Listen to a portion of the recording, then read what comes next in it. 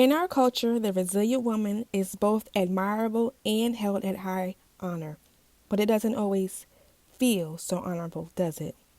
Being the one who is everything for everyone else can be heavy. And as the quieter one, everyone thinks you have everything all together. But inside, you feel as if you are losing yourself in the process. I believe that you too can have a life that is both purposeful and fulfilled, even as the resilient woman you are. Her authentic journey, this is a personal journey of mine, and I go before you, sharing what I wish I had early on, having the conversations we rarely speak of, and sharing lessons, learn and unlearn, as I let go of striving for a life that I thought I had to live, a life that resembled those strong women before me, to then build a life that is authentic to me. And along this personal journey of mine, I discovered the secret key to our more in the life of fulfillment that we desire for ourselves. This is more accessible than we think. And it begins by becoming true to who you are, not who you've had to be. So come along this journey of finally walking into the fulfilled life you were meant for. Authenticity. So you hear this word a lot as of lately. It is involved in the name of this podcast. I am encouraging you to start your authentic journey as well. So what is it? Authenticity is actually who you are, your true character, personality, beliefs, and values. And here at Her Authentic Journey, the podcast, I believe that the more in your life that you want and desire is uncovered as you become true to who you are, not who you've had to be, which is your authenticity. So, full disclosure here, I am from New York, and we use terms like keeping it real, keeping it 100, keeping it a buck, which probably shows my age as of right now. As a culture, this means not being fake. We're actually saying the message is to remain intact and true to the values and views that are acknowledged and respected in our communities and in our culture. So, hopefully you can see that if you're not careful, it is very hard to differentiate between the two.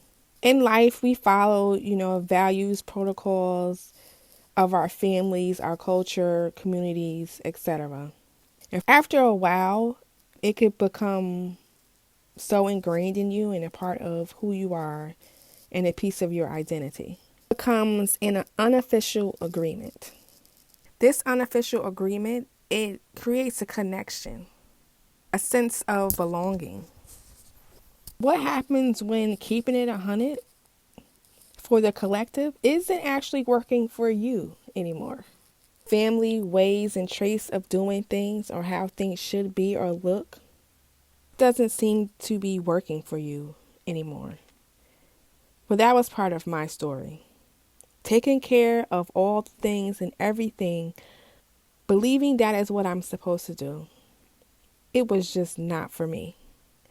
I spent a very, very long time thinking and feeling that I was incapable, trying to live up to those strong women and examples that were before me, that came before me.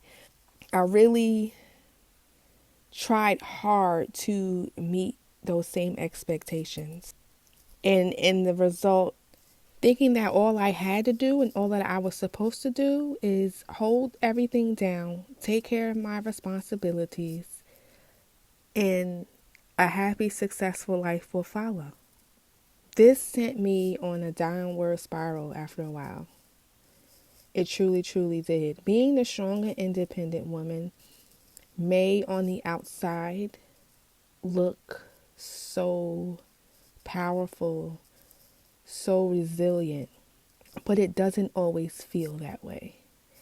And I found myself on a cycle of defeat, carrying the weights and the responsibilities mentally, physically, emotionally, spiritually. We take a hit on all ends.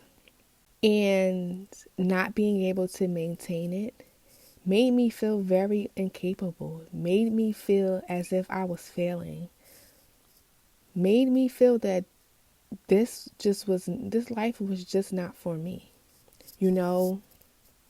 One example that I'll bring up is how the common thing that we like to say, if you're a mom or have a family or people that are responsible for you, that if they are okay, then I am okay. I've heard this for so long growing up, so long. And we hear it so much that we develop that same belief. And we don't admit it, but that is completely false. Even with our children, it is completely false. Yes, knowing that everyone that you care about and love is okay and in good spirits and in good standing, yes, it brings you a sense of peace. But when it is all said and done and you are alone, are you really okay? Are you really happy? We can also find this with our groups, our friends and community. We meet people and we have to show up sometimes, and depending on where we are in our lives, we show up in different ways, right? And we develop friends in these seasons. As we grow and evolve, it kind of becomes uncomfortable when everyone else is expecting you to show up as that same person you have always shown up to be. It becomes harder and harder. And again, you think that it's you, right? You think that it's you. Something's wrong with you because what was once okay doesn't really feel okay anymore for you. You're not enjoying the conversations maybe like you used to. The gossiping, the getting together and talking about all the things that are wrong in life and that has been wronged in your lives isn't filling your appetite anymore. You want to talk about more. You want to talk about that next thing. You want to talk about the more that you're experiencing. This can, in a way, make you feel like you're in the box with these examples. You can feel like you're in the box with no room to move, no room to evolve, no room to grow. So I believe that that is part of the discomfort that you start feeling in these areas. The thoughts of you being a failure, the thoughts that something is wrong with you because you no longer fit in that box. That's what it actually is. You are no longer fit in that box. And all of these feelings and emotions can be heavy to carry. And it becomes a burden to show up in these ways that you really don't want to and find it now hard to do. Basically downplaying or minimizing who you are and who you're becoming, sometimes just in order to make others still feel comfortable. What are some of the unofficial agreements that you have made in life that are now affecting you today? In what areas are you putting the comfort of others over who you are? Downplaying who you are and who you are becoming in order to make other people happy. Thinking that their happiness breeds your happiness.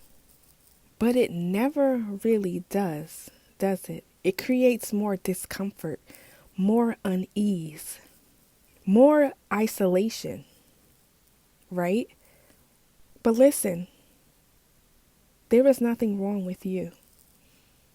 There is nothing wrong with you. Those feelings that you feel, it means that your values and your views are not the same as the collective anymore. It means that box, that unofficial assignment, you no longer fit in. You have become and are becoming much more than that box. You are bigger. But the fact that you are dealing internally with these issues and problems that you are facing, everyone else in your environment can lead you to believe that you are being fake, that you are changing for the worse, not the better. The question that I want to ask you, though, is that how is continuing like this making you feel when you are alone? And are you going to choose to keep it at you, who you are, what your values are becoming, what your beliefs are, what your personality is changing into? Are you going to keep it at you? Let them keep it 100, because that is where they are. We can sometimes find ourselves in the group, but that doesn't mean that the group will grow and evolve together. Part of the unofficial agreement does not require that the collective grow together. God has made us all uniquely and desires you in the way you were meant to be. So those things that shapes us, those things that aided us in masking our wounds, emotions, feelings, and pains in different times of our lives, they are all made and meant for a reason. But I believe we were always meant to circle back to who we truly are at the core. That is why I'm here, to encourage and inspire you. It is okay to circle back and to find out who you are at the core. Who are you becoming? Because that more that is meant for you, and that more that you dream about and desire for yourself, is accessible to you and to me. More accessible than you can believe. That more and that better than your circumstance, and that bigger than what you have been through in your life, is uncovered as you become true to who you are, not who you had to be. Thank you for listening to Her Authentic Journey, the podcast. I hope you enjoyed and were able to grab something meaningful from this episode. If so, please support by sharing with a friend, rate and review. You can also refer to our show notes for more. Until next time, remember, be true to who you are, not who you've had to be.